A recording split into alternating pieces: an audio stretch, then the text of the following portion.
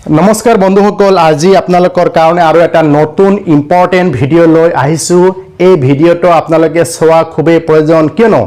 দীৰ্ঘ দিনৰ পৰাই ৰাইজে অভিযোগ উত্থাপন কৰি আহিছে যে পুলিচে ৰাইজৰ লগত বেয়া ব্যৱহাৰ কৰিছে অথবা পুলিচে যদি আপোনাৰ লগত বেয়া ব্যৱহাৰ কৰে আপোনাক যদি ভালকৈ ব্যৱহাৰ পাতি কৰা নাই আপোনাক যদি বেয়া ভাষাৰে গালিগালাজ পাৰিছে অথবা আপোনাক যদি বিনা কাৰণত গ্ৰেপ্তাৰ কৰিছে অথবা আপোনাৰ ঘৰত কোনো ধৰণৰ অথৰিটি পাৰমিশন নোহোৱাকৈ হোমাইছে বা সাৰ্চ কৰিছে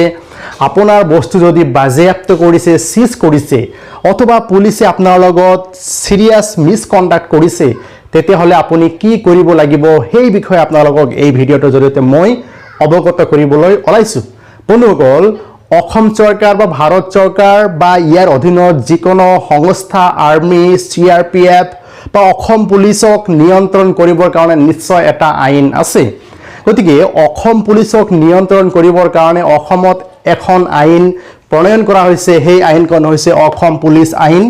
2007 ইয়াৰ চনত কিন্তু অসম পুলিচক নিয়ন্ত্ৰণ কৰিবৰ কাৰণে দা পুলিচ এক্ট 1861 অসমত আপোনাৰ বলবৎ হৈ আছিল হেই দা পুলিচ এক্ট 1861 আইনখন বাতিল কৰি দিয়া হল বাতিল কৰি দিয়াত অসম চৰকাৰে নতুন আইন প্ৰণয়ন কৰিলে অসম পুলিচ আইন 2007 এই আইনৰ অধীনত অসম পুলিচক নিয়ন্ত্ৰণ কৰা হয় যদি দেখা গৈছে যে এই আইনত বিভিন্ন ধৰণৰ ধাৰা আছে বা সেকশন আছে ইয়াত দেখা গৈছে টোটাল 117 সেকশন আছে এই আইনত আৰু ইয়াৰ ইম্পৰ্টেন্ট ধাৰাবোৰ হৈছে সেকশন 99 বেআইনী গ্ৰেপ্তাৰ অনুসন্ধান জব্দ বাজেয়াপ্ত অমানসিক মাৰপিট হাৰাশাস্তি পুলিচে যদি আপোনাক উইদাউট মানে লিগেল অথৰিটি বেআইনী ভাবে আপোনাক গ্ৰেপ্তাৰ কৰিছে আপোনাৰ ঘৰত যদি সাৰ্চ কৰিছে কিবা বস্তু যদি আপোনাৰ পৰা জব্দ কৰিছে বা বাজেয়াপ্ত কৰিছে আপোনাক যদি পুলিচে বেয়া ভাষাৰে গালিগালাজ পাৰিছে সিৰিয়াস মিসকন্ডাক্ট কৰিছে বা কাস্টোডিয়াল ডেথ হৈছে তাৰ পিছত মলেষ্টেশন যৌন উৎপীড়ন কৰিছে অথবা সাধাৰণ মানুহক যদি পুলিচ কাস্টোডিত পুলিচে বেয়া কাম কৰিবৰ কাৰণে উচতনি দিছে বা থ্ৰেট দিছে এনেকুৱা ধৰণৰ যদি কাম কাজ পুলিচে কৰে তেতিয়াহলে আপোনালোকে কি কৰিব লাগিব সেকশন 99 ত এইবোৰ কামৰ কথা উল্লেখ কৰা আছে দেখা গৈছে যদি পুলিচে তেনেকুৱা ধৰণৰ কাম কৰিছে সেকশন 70 ত কোৱা হৈছে পুলিচ একাউন্টেবিলিটি কমিশন গতিকে এই আইনৰ অধীনত অসমত এটা পুলিচ দায়বদ্ধতা আয়োগ গঠন কৰিব লাগে বুলি কৈছে সেই সূত্ৰে দেখা গৈছে যে অসম চৰকাৰে এখন কমিশন বনাই দিছে state level police accountability commission ৰাজ্যিক পৰ্যায়ৰ পুলিচ দায়বদ্ধতা আয়োগ এখন গঠন কৰি দিছে অসম চৰকাৰে এই আয়োগে আপোনাৰ অভিযোগবোৰ চোৱা চিতা কৰিব আপুনি যদি পুলিচৰ বিৰুদ্ধে কিবা অভিযোগ দিব লগা হয় পুলিচে আপোনাৰ বিৰুদ্ধে বেয়া কাম কৰিছে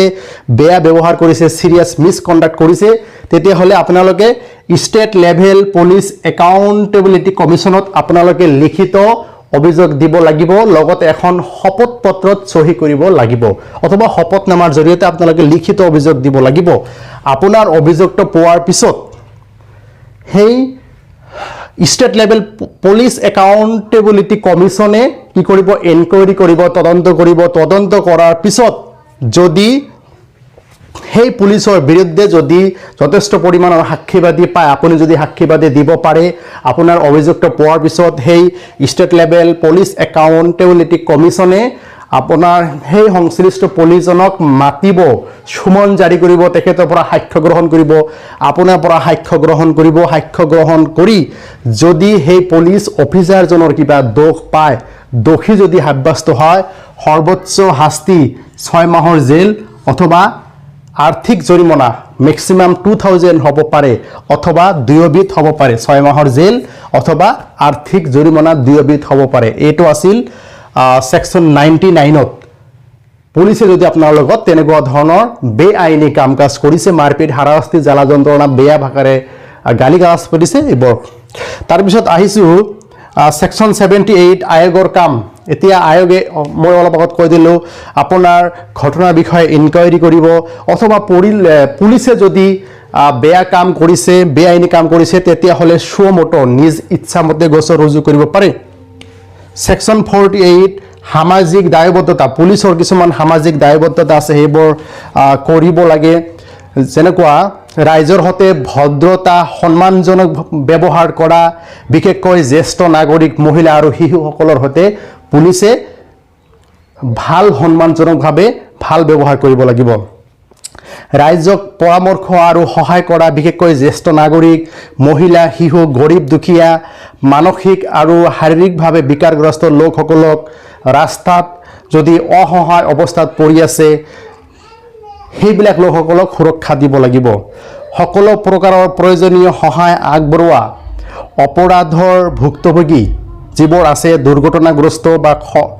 সেই ব্যক্তিসকলক স্পিডি মেডিকেল ট্ৰিটমেণ্টৰ ব্যৱস্থা কৰি দিব লাগে বিভিন্ন জাতি জনগোষ্ঠীৰ মাজত যদি কিবা সাম্প্ৰদায়িক সংঘৰ্ষ হৈছে সেই সাম্প্ৰদায়িক সংঘৰ্ষৰ সময়ত পুলিচে নিৰপেক্ষ নীতি অৱলম্বন কৰিব লাগে আৰু মানৱ অধিকাৰ সংৰক্ষণৰ নীতিবোৰ মানি চলিব লাগে আৰু পুলিচে বিশেষকৈ দুৰ্বল শ্ৰেণীৰ লোকসকলক অথবা সংখ্যালঘু লোকসকলৰ প্ৰতি মনোযোগ বা সহায়ৰ হাত সকলো সময়তে আগবঢ়াব লাগে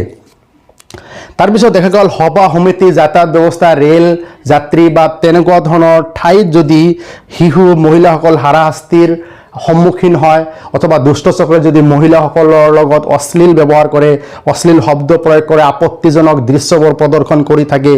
বা উৎপীড়ন চলায় তেতিয়াহ'লে সেই মহিলাসকলক সুৰক্ষা দিয়াৰ দায়িত্ব হ'ল পুলিচৰ তাৰপিছত অপৰাধ শোষণ কোনোবা দল সংগঠনে যদি বা তেনেকুৱা ধৰণৰ আপোনাৰ নিষিদ্ধ দল সংগঠনে আপোনাক যদি ভাবুকি দিছে আপোনাৰ পৰিয়ালক সুৰক্ষা দিয়াৰ দায়িত্ব হ'ল পুলিচৰ কাম পুলিচৰ তত্ত্বাৱধানত থকা কালত বা থানাত বা তেনেকুৱা ধৰণৰ থকা কালত সেই ভুক্তভোগী পৰিয়ালৰ লোকসকলক আশ্ৰয়ৰ ব্যৱস্থা কৰিব লাগে সেইবিলাক মানুহক ভৰণ পোষণৰ ব্যৱস্থা কৰিব লাগে বা এৰেষ্ট কৰাৰ পিছত অতি সোনকালে উইথিন 24 আৱাৰ্ছৰ ভিতৰত জুডিচিয়েল মেজিষ্ট্ৰেটৰ ওচৰত হাজিৰ কৰিব লাগে এইবোৰ হ'ল পুলিচৰ কাম আৰু যদি